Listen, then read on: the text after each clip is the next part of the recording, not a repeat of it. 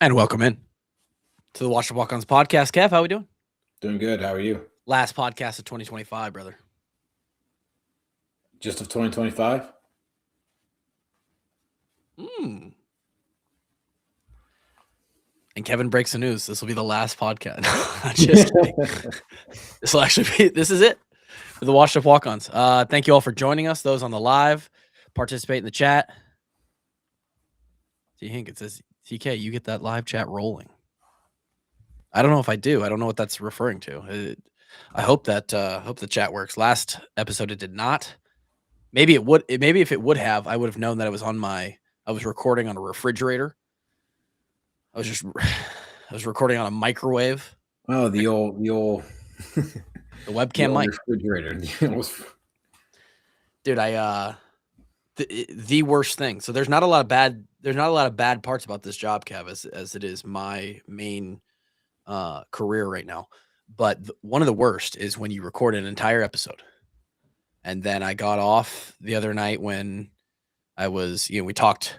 We'll get Kevin's thoughts too, by the way, on some of the stuff that I talked about solo on last pod. LaVar Woods obviously has left. Kevin hasn't been on since that's happened. The offensive line won the Joe Moore Award. I talked about those two things mainly on the last episode and got off to edit the episode, loaded it into the software and start listening back. And it is just me. And it sounds like, and I'm like, oh no. Oh no. Shout out to a couple of people who DM me and's like, hey, you could run it through this software. It'll make it sound better, yada yada. I was like, I don't care. At this point, we're going into the holidays. I think it was the 22nd or 23rd when I recorded that. I was like, Christmas is almost here. Nobody's listening to this shit anyway. No one cares. It'll get buried. We've done 700, actually approaching 1,000 of these. I got to go back and get the real number because I'm, we've had numbered episodes. We're in the big difference between 700 and 1,000. Well, so numbered episodes we've done. I think this is 656 or whatever, right? But we've done for the last 2 seasons. I've done episodes with Eicholt and Lima that just don't have numbers on them. I don't put those in the regular ones. And then if you count the Dickhead Tuesdays and the taglines that Grant and I have done, and then me and Drake before that, I think I'm pretty close to 1,000 episodes, personally, which is a lot. Grant is okay. I promise he's okay. He was not able to make it last podcast because he was traveling home for the holidays. He now cannot make it for this podcast because he's traveling back to Dallas from home from the holidays. So hopefully Grant had a good holiday season. I know the other day I saw him tweet out Christmas. That's all he said. Christmas. He just retweeted the Hawaii last second touchdown throw. So he was Grant was catching plenty of ball over the holiday break. I'm sure Kevin was as well. Did you have a good holidays, Kev? Yeah, I did. Got to see a little bit of family. Got to eat some good food. It's good. It's a good time. What's the best food that you had over the last week? I mean, beef tenderloin for sure, probably. Yeah, it's good. What about yourself? Oh man, probably just the dessert. I just don't ever really, other than Thanksgiving and Christmas, I never really get into the desserts. And those little peanut butter chocolate star cookies. Yeah, they're fantastic. Pause, because don't you eat like a fuck ton of ice cream? Okay, ice cream doesn't count, but ice cream's so just it's so common, right? It's just like right down the middle. You're not getting real exotic with that. You're not getting. I was thinking more that's dessert, brother. Sure. Yeah, you're right. Okay. You're right. Had a nice New York strip for dinner the other night. It was good. Nice. That was back in M-Town. Shows presented by FanDuel, by the way, last of 2025. I think FanDuel, I gotta check. That's a deal that we've got through the Believe network that we're now technically a part of. But No one ever really knows about that, just on the back end. I think we have them through March Madness probably. Shout out to them for being a sponsor this season. Love that. Sponsors are the reason why we are able to keep doing the show. And shout out to Grays. We'll talk about them later. I'm sure anyone who had Grays around this time of year was thoroughly happy. Thoroughly happy. D. Hink in the chat says, cool to hear you're co-hosting Hawks on Tap at B-Dubs. Yeah, man. Let me just pop real quick. Cheating on the Washed Up Walk-Ons brand. I'm going to go over and hang out with Andrew Downs on Tuesday. That is 2 days from now, 2 nights from now. We'll be finishing up our live show at Buffalo Wild Wings over at the Merle Hay location here in Des Moines. And that's a show they've been doing. That's like their preview show of the Hawkeye game each week that I think they've done at a Buffalo Wild Wings like every week. And they have AD, Andrew, hosts that with, they've brought in a bunch of different people. Eichelt's been on there once or twice, a couple other beat writers or reporters from the Iowa ecosystem. And I guess they saved the best for last. Your boy will be previewing the game on Tuesday with Andrew live from Buffalo Wild Wings, and I will have a plate of wings in front of me. Not the first time, Kev, that we've done a podcast while eating wings. That was like what, episode 12? It was like it was episode 20. It was early, man. Dude. Crazy. We were ahead of our time. Yeah. Making me want to go get some right now, honestly. Little Donnelly's. Ugh, man. They were good too. Some of the biggest, juiciest wings I've had. Mm-hmm. So yeah, anybody who's in the Des Moines area, available on Tuesday night. That's going to be New Year's Eve. You probably got time. Cancel your dinner plans. Come on out to B-Dubs. Get some blazing hot wings. Watch us do a podcast. Watch us do a show. You ever do the blazing challenge? No, fuck no. Ryan did when he was in high school. He did? Yeah. Oh, This definitely something that you only do like as a high schooler. Like no one who's serious about their life walks into B-Dubs and like, I'm here for the t-shirt. If you have any wits about you and just, you care for yourself on any level as an adult, you're just never making that decision. It takes an immature mind to make that decision for sure. Yeah. 17-year-old? Now that makes sense. 17-year-old? Hell yeah. Yeah. Isn't it wild how dumb I could just say young people in general are, but truly the teenage male is a species. It's man, it is do you ever think back to when it is a different subset of our species? Oh my God. I mean, what do they say? The male brain doesn't fully mature until you're what, 25? It says 25, yeah. Yeah. So dude, we were pretty dumb in college too. Bro. We were just talking about what we do with $1 million, a couple $100,000 NIL money in our account. 17 years old, man. Mm-hmm. I've got a list of dumb shit I could say right now where people would be like, maybe I shouldn't support you as a human. But I think everybody has that list. Yeah. It's a weird, like, especially dude in high school, you just do some dumb stuff. Dumb shit. Like even if you're like a well-behaved kid, like I don't know, yep. like you still do dumb stuff. I was the best kid. I was the best kid you could have when it came to the relative scale of like good teenagers. I drank one time, two times in high school. One of them was like fake to like appease the other people that were there. Oh, you gave in to peer pressure. Never smoked, never did any other drugs, never stayed out late.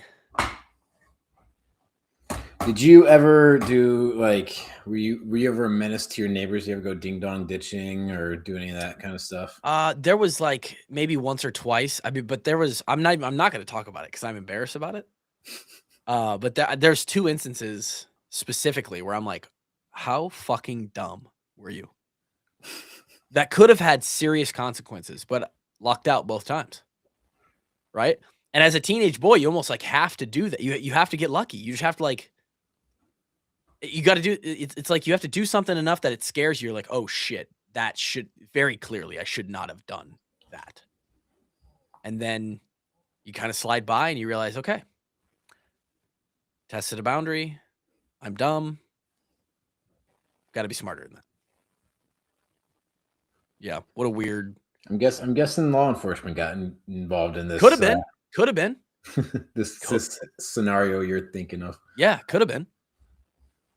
I've talked to you guys about it before. I'm sure I'd remember if you told me again. Yeah, you would remember it. Hawkeye women won today. Little Sunday matchup in Carver. Penn State came to town. Just dropping 99. Went for a hundy. Not bad. Hawks are 2-0 in Big Ten play. Lost two tough ones there. Went to Iowa State. Had a close fought loss there, and then just took it on the face from number 1 UConn, who is like far and away better than everybody this year. But yeah, good win for the ladies. Got some exciting stuff going on Jan Jensen's squad this year. We got any potential to make a run again this year? Not for the championship, but Sweet 16, Elite 8. Yeah, we're ranked 14th. Yeah. Yeah, but, I would say the UConn's goal just in a whole nother league of their own this year. They are, and I'm not as keyed in. I know UConn is, and I'm not sure if there's any other. I really don't know if there's another team that's anywhere close. USC is a real good ball club too. Juju, I don't think is playing this year. Juju Watson. I flipped through the channels the other day and saw UConn playing out at USC, who was at the time ranked like top 15, and they were up on USC by like 30 in the third quarter. So I don't know if there's anybody that can play with them. They're just insane. They have insane size, insane athleticism. Is that even fun? Do you think they have fun? To win by that much? Every game. It's probably not until they get to the tournament. No. It's probably not. Every now and then we'd beat up on a team. Yeah. But if that was this every week, yeah, I don't know if it'd even be fun. Like when we beat the biggest, like we crushed North Texas, we crushed Western Michigan one time. Like if you were doing that every week, yeah, I don't know. Like some of the fun of winning and competing is the fact that like you had to struggle and come out on top, right? Mm-hmm. Yep. Mm-hmm. And I'm telling you right now, you were on the field with a peer or near peer opponent or someone maybe better than you, and then you fight out a victory. Like that's exhilarating. But just beating up on people that are just clearly below your class of competition. Yeah, it feels like you're playing 8th graders or something. Yeah. I don't know. Like those AAU squads that like put together some crazy guys from across the country, and then they just beat up the Marshalltown Bobcats AAU team by 50, maybe they had fun because they could do windmill dunks on kids who are 5'6". I don't know, but that's exactly what we were. The Bobcats hung in there for a good long time as a single school team in the state of Iowa. But yeah, we're happy you're here. Shout out to y'all for joining, especially those who are here live. Thanks for anyone who's listening here around the turn of the year. I know this is a weird time. I listen to a ton of podcasts myself, different genres, probably 12, 15 different shows in my library. I haven't listened to a podcast in over a week. So I know this is a weird time where you're traveling.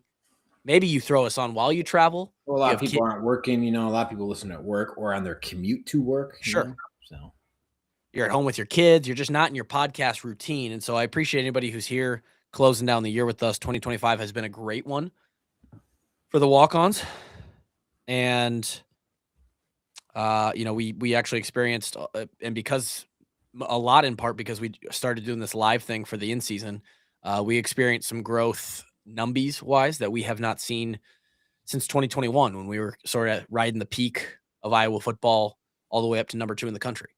So, maybe this podcast just it ebbs and flows with the development of program. It certainly it certainly ebbs and flows with the state of the team in season, but maybe even just the the overall development of the offensive line could be a factor, because then we went into a couple. For sure, man. Yeah. Kev, we have the best offensive line in the country according to the Offensive Line Award Committee, Joe Moore. Yeah, and I think there's like 150 voters or something like that. I think they said 280. Oh, like one. I caught that in the video. It was a glitchy sort of live feed when they were doing it. I think there might be over 200. Yeah. I wonder what like the criteria is to become a voter of that award. Like, AP is obviously all journalists. Heisman, they have like their criteria to become a voter. I wonder what when they set up the Joe Moore Award, why? How did you become a voter? You think they just went to? They probably sought people out, I imagine. Maybe, yeah. But I do know that they like do their homework and they watch the film. Yeah. So and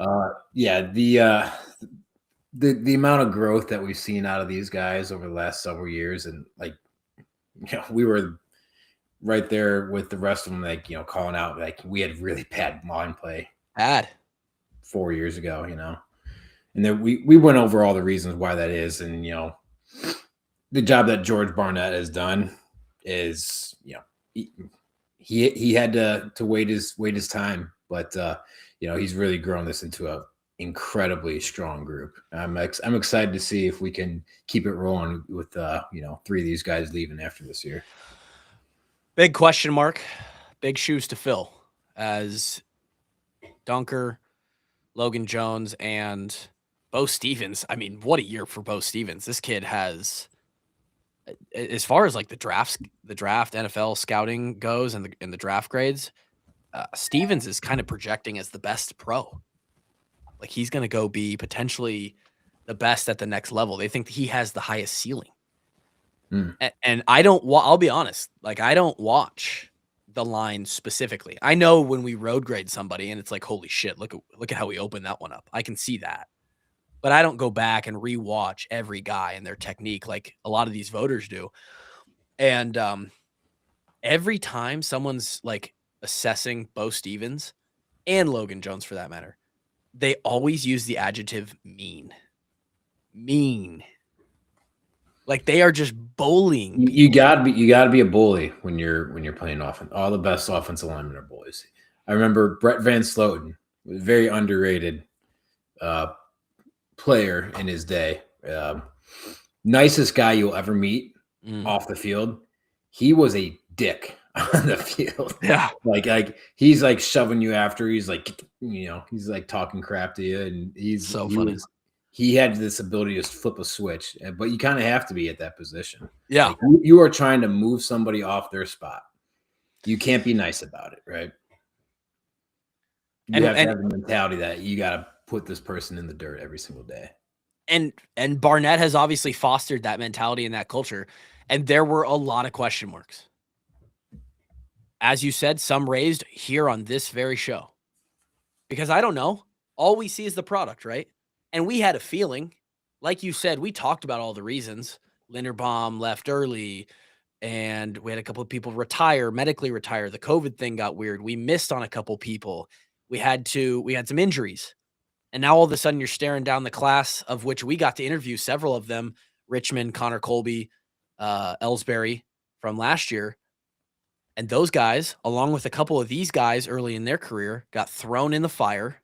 Yeah, we had like true freshmen, redshirt freshmen, true sophomores playing. Like, it was, back then it was one of the least experienced lines that we've ever had, probably. It was a bad deal. Yeah. And at the time, as Coach Ferentz or Coach Barnett, you can't get up there and say, hey, we're just too young, we're not going to be good. That's not a good answer, right? You're going to coach speak your way around it and say, hey, we got some young guys in there, they're learning, they've got a lot of potential, all this different stuff. And you just hope that in 2 or 3 years, you can put something together like they did starting last year with the development of the run game with Caleb Johnson. Yeah. And we talked about how huge the weight room is, especially at that position. Like, it's so hard in the Big Ten, especially these days, to be playing that position at 19 years old. You have to be a freak. Yeah, you have to be an incredibly gifted specimen to be able to play at an effective level at that age. But like you said too, I think the new scheme is really helping them out as well too. Yeah, that's. I mean, there's you get Lester who factors in Barnett. You know, we go from Brian to Coach Polasek, and Coach Polasek was great, and Coach Polasek goes over and he takes the OC job and now is the head coach at North Dakota State. He's off doing his thing. Had a heartbreaking loss. Yeah, unreal. And you just wonder, damn, like this is one of those positions where Iowa kind of makes their head, like that's where they make their money. That's where they earn it, right? They go across. They have this O-line reputation, this run game reputation at Iowa. Like they're going to churn out guys. Mm-hmm. You bring in a guy who's this Barnett guy? Does he know how to coach O-line? Like, does he know what he's doing? And now 2025, and that guy had to just sit in his office and eat shit for 3 years. I mean, that's tough to do, man. Yeah. I mean, the signs that things were improving were clear last year. Yes. Last year's offense had its issues, but, the offensive line took a big step last year from the years prior. And then this year it's just been awesome. And from the outside, it's harder for us because we don't see the guys every day. You see a couple bad games, you get a couple bad highlights on Twitter, and you're like, damn, this line sucks. Barnett's working with them. He sees them every day. He knows who they are. He knows what they looked like this year versus the bowl prep versus the spring ball. Next year, that he sees the growth. He knows the potential. And so does KF and everybody else on that staff. And so they knew what they had coming, probably. And the huge thing for this, though, is, it gets the prestige of being an Iowa offensive lineman back out there again. It's like kids want to come play here. Transfers want to come play here. People want to be developed at Iowa, and because they know that, hey, we can turn you into an NFL prospect, and you can go be great. You're gonna have 3 draft picks this year and 2 next year, probably. The 2 guys who we get back in Trevor Lauk and Cade Pieper are both third-year guys. Already played at an extremely impressive level this year. For first-year starters, hell yeah. We were having conversations early in the year. Everybody kind of was like, who's going to be that left tackle? That left tackle is pretty important. Lauk, Dotzler, Jack Dotzler, I believe was the backup there this year. I think they started that first game and were sharing time. And then Lauk kind of took over. And I know that we shit on PFF and who knows how they grade. It's definitely not how internally teams grade all the time, and they get a lot of flack. But when everything's sort of in agreement, I think you can use that. And Pieper was the highest graded right guard in the country. Lauk was the number 3 left tackle in the country. Jennings Dunker, who was like the face of the line coming into the year, was the lowest graded of the 5 relative to their position at the 6th best right tackle in the country. So it's an amazing job by that room to just keep their head down, shut out the outside noise, focus on the goal, focus on the weight room, getting better, working as a unit, and they come out on top and they win the award for that. That's the good news from Iowa football over the past couple of weeks. The bad news, Kevin,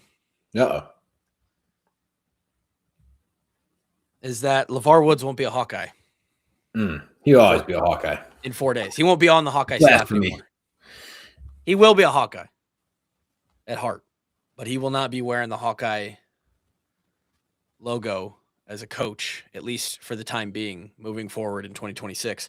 And I think I was in the middle of a workout when you sent this over. Maybe Josie sent it over. It started to come out not last Thursday, but 10 days ago now. And my heart just dropped. I was like, no, man. Fuck. I think everybody's legitimate reaction was, fuck. Yep. And we knew it. We knew it was coming at some point. The way the coaching world works, it's just like any of you out there or Kevin in the striker ecosystem or hierarchy. It's like, hey, we want to I want a promotion. I want to see my career advance. Yeah. I want to go to the next. Most people do. You know, some people are happy where they're at. Sure. But most people, anyone who's forward thinking and progressive and or like within their job and they're trying to always be better, they're always trying to do better. I want to make more money. I want a better title. I want to do more. I want more responsibility. I want to run my own program. I want to, you know. And we knew that. He came on our show not last summer, but the summer before that, and he kind of beat around the bush, like, yeah, I'm just trying to think about the next day. I'm trying to think about pump period tomorrow. And he is. But coaches also have an idea of where they want their career to go to, just like everybody does. Yeah. And LaVar Woods is the head coach someday, as is Seth Wallace, and maybe a couple other coaches on our staff at this point. Who knows? We got a couple of young ones out there. And they gave that associate head coach title to Coach Wallace 18 months ago. And in a way, that was them choosing Seth from within. Like, hey, you're the guy that's going to get this title. You're not going to give it to somebody else at that point. And I think, in LaVar, he said it in his press conference. He said, I think I have, this is one more thing I can go put on my resume and kind of extend my, what I've done coaching wise to get to that level of being a head coach. Yeah. I mean, you hit the nail on the head. It's, if you want to be a head coach one day, sometimes you got to make moves, right? And getting that associate head coach title, if you can, rebuild a Michigan State program and with that associate head coach title, then your name gets floated out there for head coaching jobs, right? And you can go tout your resume around, interview, and get the opportunity to get keys to your own castle one day. So I don't blame him, and I'm sad to see him go, but I'm happy for him. Sick opportunity. Yeah. And you're right. If he goes and he's part of that rebuild as the associate head coach, and Michigan State's been in the shitter less, as far as Michigan State standards go. Yeah. I think that'll be a good fit for him too. I mean, there was never any love lost between Iowa and Northwestern when Fitzgerald was the coach there, but I think there's always some mutual respect about the way each program conducts a lot of respect themselves. And not only that, if he can help rebuild that program, but then more specifically, he's going to be in charge of those specialists. And there's been some pretty elite specialists come out of Michigan State over the years. And if he goes and does what he's done with Iowa special teams over in Michigan State and East Lansing, that's just one more thing where people go, damn, it wasn't just Iowa that was that they had figured out special teams. It's like, it is LaVar. It's a little bit LaVar. Michigan State got beat by Iowa special teams like 2 years, 2 of the last 3 years. And like, fuck it, we're putting an end to this bullshit. Yeah. Hire that man. We'll pay him whatever he wants. And it's a great move. It's a great get. And this isn't to say, this now provides him with that title experience, Kev, where KF hangs it up in 3 years, and now you've got former Hawkeye LaVar Woods with a couple years as an associate head coach, coordinator. Seth Wallace has for a couple years, coordinator, associate head. There's going to be some strong resumes out there from Iowa guys alone, or former Iowa guys, as well as the rest of the field that will. Yeah, and there's a lot of reasons that Iowa is a very attractive place for a head coach to come. Most of all being the fact that we've had 2 in the last 50 years. Yeah, loyalty and staying power. If you can build an incredible career here, and you've got a lot of resources to succeed. So, obviously fans, those are going to be the 2 that come front of mind, but you'll get a lot of outside talent, interested in the job, interviewing for the job. But I think, those are the 2 that the fans are in their minds are going to be, stacked against.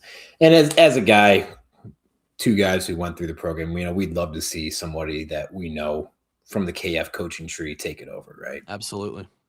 And we know that that's not 100% like going to happen. No, it's not 100%. And honestly, the university is doing a disservice if they don't look at outside hires. Absolutely. Right? Yep. Like you don't want to just be handed it, right? Also, that being said, I hate that we talk about this so much because KF's still doing it and he's doing it at a high level, man. I know. I can hear KF. Let's not put the guy out the pasture before. I can hear KF. He's like, these fucking guys, all they talk about is me retiring. All right. Holy shit! I'm still in the fucking. I'm in the office. He's probably getting sick of the question, right? Because it's becoming an every year thing here for him. Well, that kind of wraps us into the. Yeah. He's definitely getting sick of the question. When's his contract's through 29, right? Yes. I would imagine that's the 29th season. So about this time, 4 years from now. So he's got 4 years left on the current contract. I legitimately would not be surprised if he finishes out the entire contract. I could see him just finishing out the current contract and just not renewing it. But I also don't think he has that in his mind of like, I'm done in 4 years. I think if he gets to 2029, he's like, hey, I'm having fun. Mary's letting me coach. Oh, shit. Clifford, you know who it's up to. Fucking Mary. It's up to Mary. Mary decided she wanted to go to fucking Punta Cana. All right. So I won't be coaching in 2030. I'll be watching, but I'm gonna be on the sidelines. Okay. Someone got some more shit for me to do around the house. So Mary found a bunch of fucking activities for me to do. All right. I play pickleball on Thursdays now. Somebody wanted us to do if we ran out of content in the off season, they suggested that we did an entire episode back and forth in KF voice. I mean, we could. We've talked about it before. We've done it. We went three months. We lived life. Yeah. Like that And I'm telling you right now, after about 10 minutes, you guys would be like, all right, they got to stop. It was maddening. And somehow Kevin and I. Who's talking right now? Is this cool? Is this Kevin? They got to put a fucking tariff on podcast equipment, okay? So yeah, there's going to be some options, and who knows? Whittingham. He decided that he was going to retire. He was going to hang it up, and then the Big Ten came calling. Yeah, so it sounds. More I dug into it, sounds like Utah had like their kind of succession plan out there, and Utah's. I don't know. I feel like they've been a little bit below expectations the last couple of years. So there's like, you know what? I think it sounds like maybe there's mutual agreement that it's time to part ways. And you've been there for 20 something odd years, so you can obviously spin it as just retirement. But I don't think that he would have answered the phone for a smaller program. But Sharon Moore just couldn't behave, so Michigan's got to go find somebody. And honestly, I think it's the best person they could have gotten given where they're at in the cycle. Man, I agree with you on that. It seems more and more that Sharon Moore had no idea what he was doing. Like he was just completely incompetent as a head coach, which is crazy. And maybe you see some of his behavior around what happened. You're like, yeah, he does. Maybe mentally there's some signs there, but it is weird, man. He finishes up at Utah. He took Utah to places they'd never been before. Second longest tenured behind KF going into this year. Mm-hmm. And now he's going to move over to the Big Ten. He signed a 5-year deal, I believe. And 4 or 5, something like that. Said somewhere that he's like, I feel good. I think I can see this thing through and do something good here. And so basically they're going to, because he's not going to do it much longer after that. So Michigan's basically saying, and I'm with you here, like where they were at in their search and what happened and the timing, this is about as good as they're going to get. They need somebody who can basically get the program back up to a competitive level. And respectable. Not like they ever weren't, right? Like, they were a solid team this year, but they weren't contenders by any matter. But they need to get somebody who can, get them towards, playoff contenders, if not get in the playoff, so that, you keep the money coming, you keep the recruits coming. And so you can find a couple years down the line, your all-star hire that's going to be your franchise head coach for the next 15 odd years, you know? Yeah, you got to keep them. You got to keep them in that range of. You got to keep them in the like, oh, this is a perennial powerhouse program. Yep. So that you can attract when he's Yeah, done. I don't, you know, I don't have a vision into the Michigan psyche of the fan base of the athletic department. I don't know if they're expecting any national championships out of him. I don't know either, and it's weird, man. He doesn't have that same energy as I mean, a young good coach. Good but, coach. Grant several times has been you know, like with more resources at Michigan than Utah, and I think he'll have success. I'm more scared. I don't think like they're thinking this is the Grand Slam hire, you know, because they're just where they're at in the cycle. I respect and would be more scared of a Whittingham, Michigan than a Sharon Moore, Michigan. 100%. Yeah, it's an upgrade. There's no doubt about that. DeBoer wins the first round of the playoff. They're going to be playing. What do they have? Where is this all coming from? That like DeBoer's unhappy at Alabama, and he's like, I don't know. Any legitimacy behind these rumors? Like, I have no idea. He was rumored for the Penn State gig, and then he was rumored for this gig, and they win, and so it was kind of just like, well, he'll probably stay at Alabama. Dillingham at ASU was a target, and he gets extended. Why would you leave? You know, that's what I'm saying. There's like a handful of jobs across the country you just don't leave, and Alabama's one of them. Like maybe I'm wrong, but I see Alabama and Michigan as they're on the same level. It's a lateral move. Yeah, I might even see Alabama as a slightly better job than Michigan.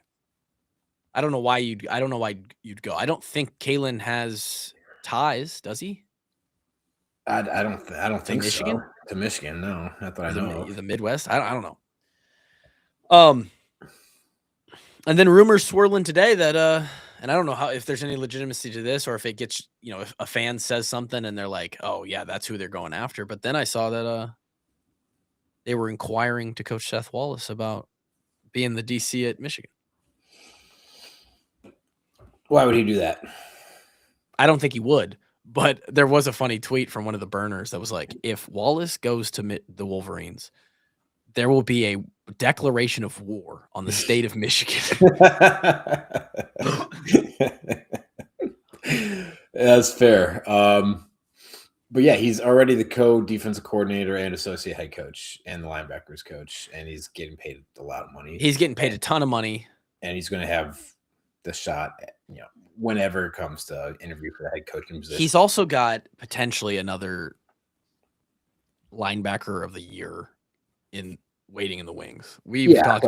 I don't see how this move would benefit him. Like it's always and Wallace isn't. You go there and things don't pan out, then you in the coaching world, like you're no longer hot shit. It's like a stock, right? You're like you got to be careful with your stock price too. Exactly. If you take a risk and your stock drops, then it's tough to get it back up there. That's why I think the move by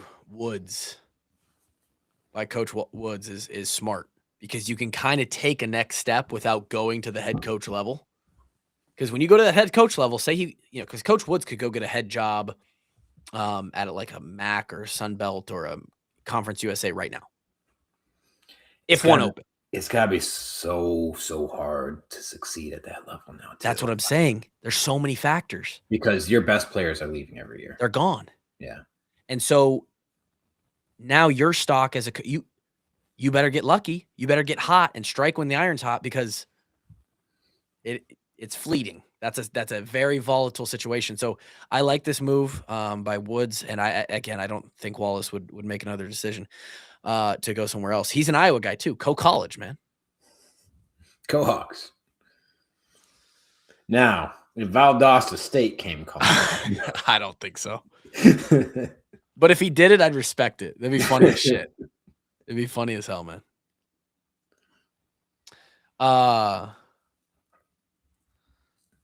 The Bills and the Eagles played tonight. They did. Cooper fucking DeJean was the LFG player of the game. He did. He look at that shit. Yeah, he had himself a game. He's so good. He's on top of the world right now. Dude. On top of the world, man. Now, supposedly dating the WWE chick. I don't know if it's true allegedly. Now, I wish he wouldn't have done it this game because it's fantasy championship week, and I had Josh Allen and James Cook. Oh God. Luckily, Josh Allen gets a couple of QB sneak rushing touchdowns, but I needed a little bit more production out of them to maybe hold this thing off. We'll see. It's Are you in the championship? I am in the championship. Wow. Unbelievable that just a couple years ago, Coop's just an Iowa kid playing for the Hawks. Now he's got the headset on as player of the game with Tom Brady. I mean, are you shitting me? Super Bowl champion, pick 6 on his birthday. Life can't get better. Tom Brady was like kind of glazing him up the entire broadcast too. Why not? He's like one of the highest graded corners in the league this year. Kid's a stud, man. Man, and if he can 2 more years, right? Because he's got that rookie contract of 4 years, he could reset the goddamn market for corners. Probably not, because there's some like lockdown. I don't know, man. He's got such a unique skill set. He doesn't play like a true lockdown. He plays not typically, no. Yeah. Like he's just a damn good football player. You put him anywhere on the field, he'll make plays. Yeah. He's so sound at tackling, man. His tackling ability is insane. Fucking OBGYN high school, baby. Check out the second to last comment. Swish. Shout out Swish, man. Swish. One of our favorites. Top tier on the Patreon. Check out the Patreon, by the way. Reshuffling some things around there. We might be doing some film review in the new year. Might dabble with some all 22 film discussions, which is going to be part of the new Patreon tier system. Check it out, patreon.com/washedupwalk-ons. Join the army with the QR code up in the corner. The comment for those listening, by the way, was Tom Brady wants to make out with Coop like he does his sons. Drake, by the way, the other day when those rumors were swirling about Coop and the 42-year-old girlfriend was Drake was beside himself, and his comment specifically was, I can't believe we live in a world where Coop DeJean is the baddest white boy on earth, and he's digging out, this is quote for quote, he's digging out John Cena's ex-wife. And y'all know that's a direct quote because of how crazy it is. You say digging out? I thought that was different. He said digging out. Like Coop's an excavator or something. He's an excavator. No one's going to get that except for parents of toddlers. Shout out Blippy.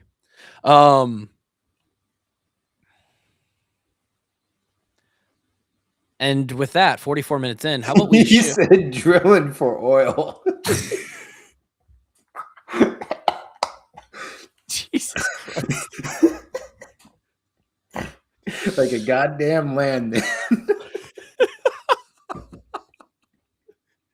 Drake was on one the other day, man. Yeah. He was in Indianapolis, like while he was up in the hotel that we were in 2015, texting us this, like going back and forth in this conversation. Yeah, T. Hink. And I quote, digging out. Drilling for oil. Coop DeJean, player of the game. Let's fucking go. Oh man. Kev, what's with all this fraud and abuse of funding? Look at this. This is just before I got on here. If anybody's been online recently, you'll see, the all of the Somalian daycare drama up in Minneapolis, billions of dollars of fraud, $70 billion in California taxpayer funds have been lost, according to the 92-page report by the California state auditor. How about that? And so the question is, can Coop DeJean fix the government? Oh yeah, he probably could. Yeah, you just got to open field tackle some motherfuckers. Get a couple of those senators in the hallway. Catch him in the alley, just like he does. He runs the alley real well. Fucking sweep the legs, look down at him and say, hey, fix this shit. Jack Campbell for president, by the way. All Pro Bowler. Currently, he just went into second place all time for a single season tackles number in Lions history. That's pretty good. Yeah. Also, yeah, I hear the Iowa governor isn't running again in she's the not next election, so he's whew. probably too young. I don't know if Iowa has rules on age limit for the governor. Iowa governor. But I don't know if he'd be a resident here or not. Oh, yeah. Let's check on that. Iowa does not have an upper age limit. They should have upper age limits. Got to be at least 30. He's not.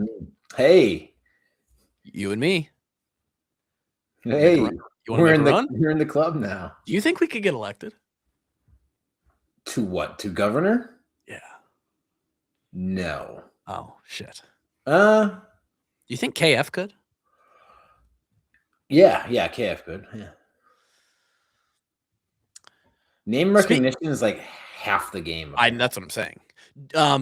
Didn't want to skip over some of the comments up above. I guess we have a platform where you can get your ideas out. You know, we got a bigger. We just got. I think you really is got. You have to. No, we need is recognition, and you have to do your math. Like, what positions are going to appeal to these amount of people that get me across the line, and I'm just going to spew those positions. Yeah, I got a platform. And you make your deals with the power brokers. You know, we got to get in with the Iowa Corn Growers Association. Got to get money. Get money. We have to have their blessing. Pork producers. Yeah, the pork producers. And we get those blessings and we get their endorsements, and then you just play.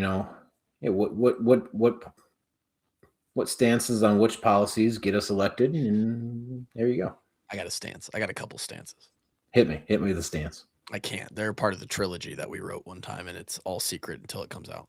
Oh, okay. But speaking of us being named to positions of power, there were some people who legitimately wanted to know if you or I had any interest / had been reached out to for the Iowa special teams coordinator position. I think both of our coaching days ended the day we bought a microphone. Yeah. Although Matt Rule has a podcast. He started after he became a head coach. You're right. And he didn't have Drake as a You think they're gonna bring that one up in the now you guys associated with Drake Cooley. I'd just be like, yeah, he was a fullback for your team. I'm just trying to bring light to the brand, to the logo. Yeah. I don't remember a whole lot of honorary captain speeches, but I do remember one guy coming in talking about don't make career limiting moves. Yeah. What did we do the moment we started our professional life? I don't know if it was the moment, but it was very quickly. It might have been very quickly. It might have been the moment. It was before I started my job. Yeah. It's working out fine for you, actually. Yeah, but it's still a career limiting move. Sure. It limits your options in a way. Aside from that, I do think Kevin would make a great special teams coach. I feel like the position's changed. You have to be more of I think you'd do a better job of it, because I think it's more of a specialist coach now than because we love our kickoff and kick return, but I swear to God, I think 75% of the programs out there spend zero time practicing it and just saying we will take the fair catch and we'll take the ball to the 25-yard line every time. Yeah. It's just not as big a part of the game as it used to be. Yeah. In the name of safety or whatever. But it's still massive. The punt game is still huge. Obviously, you got to make your field goals. Which, by the way, I think that just goes to show that you should have somebody who's a specialist whisperer. Love that. I could fucking install right now. There you go. Yeah. So I think it becomes more of a job where beforehand, maybe you'd have like one of your core guys who's teaching a whole lot of kickoff techniques, 2-man, when to 2-man a block, when to try to avoid a block, leverage, all that stuff. Versus now, I think it's more important to have a guy who's going to be in the ear of your specialist, making sure that they're dialed in, right? So that we're nailing our kicks. We've got a Lou Groza type kicker, we got a Ray Guy type punter every single year. I agree. I do think and to be honest, not that LaVar didn't know what he was doing. He did long snap a little bit as a side job to his linebacking and special teams play in the league, but he wasn't a specialist. And I do think that having a guy in that role who was one of those three positions it's handy. And I talked about Baker doing. Just he's spent a lot of time around the program. He has, man. He lives in Carolina, but maybe he'd come back. I don't know. I talked about how last week live there. Right? Josie came back. And I did talk about how I thought I think I would be a really good specialist coach. I really do. I'd obviously be a great long snapping coach. And I picked up a lot of kicking and punting knowledge as well, enough to coach it. And the schematic stuff you could learn in a week as far as kickoffs, kicker returns, stuff like that, or at least brush up on. And I think a lot of it now, though, too, Kev, is recruiting. It's not just coaching. You're a recruiter. For sure, yeah. You're a recruiter. Do you want to fucking dedicate your life and have no time to being a coach? And yep. I decided a long time ago that I did not. That is similar to our lineman. That's a big spot to fill, though. We didn't really talk about who's going to step in there. There is a gaping hole in Iowa City. I'm sure a lot of the fans know this, but as a special teams coordinator, you're not just recruiting specialists. Just like each position coach does not just recruit their position; they're given territories. Like, I'm not sure what LaVar had, but they're responsible geographies that they'll go identify talent and then working coordinated with whatever position coach that is. Do we offer this guy? Yes. Okay. Now I'll be the lead point of contact. This person also checks in. So I'm not sure what territory LaVar had, but he was a great recruiter. Great recruiter. Better than I would be. I'd be a dog shit recruiter, man. You'd have to take like a course. Like, how do I talk to Gen Z 16-year-olds? 6, 7. I just do the Mark Gronowski Sally. And I got to put a clarifying point out there. This is recruiting. We're not trying to talk to just any old 16-year-olds out there. No, I'm trying to be. Do not Google how do I talk to 16-year-olds? How do I talk to 16? You're gonna get a flag on your Google search. It's like the sexual predator abuse line is. That's funny. Your hard drive going to end up in the Epstein file. Jesus Christ, you're gonna end up on a list somewhere. Fucking A. Shout out to Grays for being a sponsor. I'm sure they love that lead in. Man, if you want to talk to some chicken lips, they got them. Sourdough pizza. They're going to be, I promise to you, and this is nothing on Pete, nothing on us. This is, we just have to figure it out together. We're going to get a code that says walk on. It's just code walk on, and that's going to get you 10% off. And that's something I really want to do with our sponsors going into this next year. If they have a product or a service, I would love a little, a code that doesn't need to kick back anything to us. I don't give a shit about that.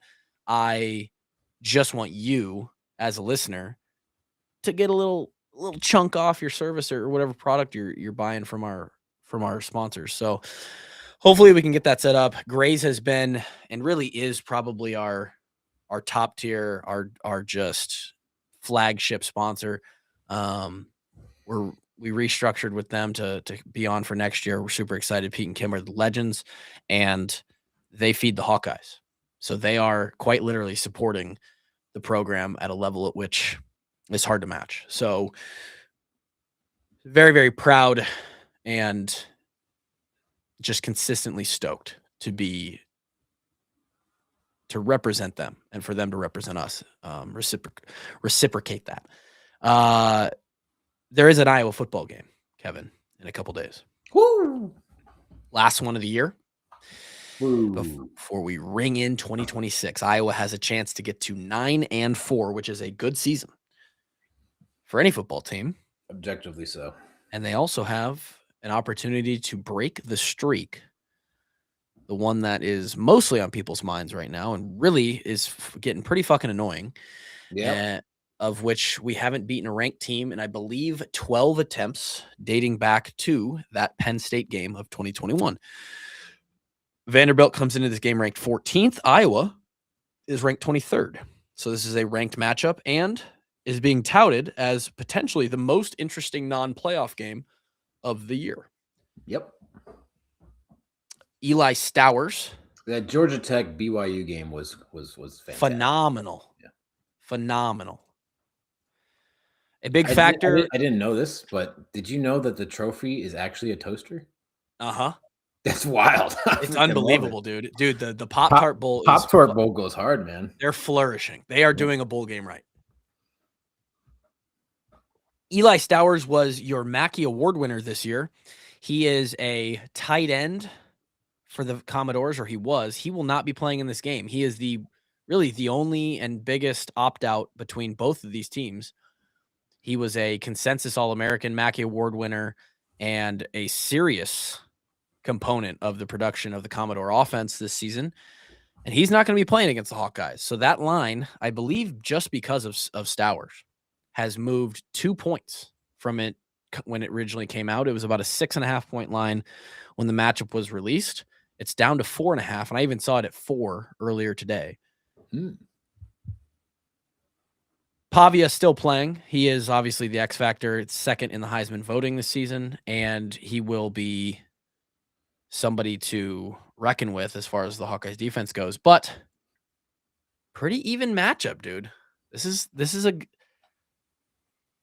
How do we feel? FanDuel Sports has this line right at 4.5. What do we think? I'm all over the Hawks at plus 4.5. I love it, man. I love 4.5.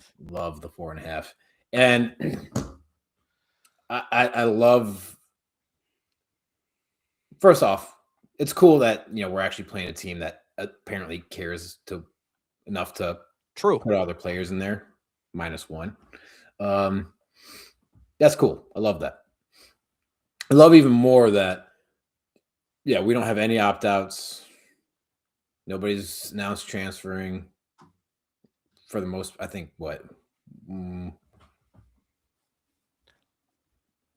I think there might be 1 or 2 guys who never saw the field. That this team is like all in on winning this game. All in. Like these guys are dialed in, and they want to go win one more game for each other because this has been an awesome team to watch this year. They talked to Lester. Let me see if I can find the direct quote about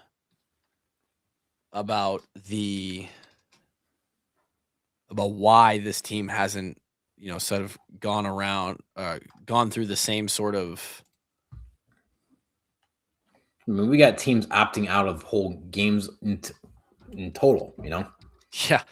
And I feel like 2 years ago, like you'd have, 20, 30 guys not playing in a game. Like, like maybe the pendulum's coming back a little bit, but at the same time, I don't know.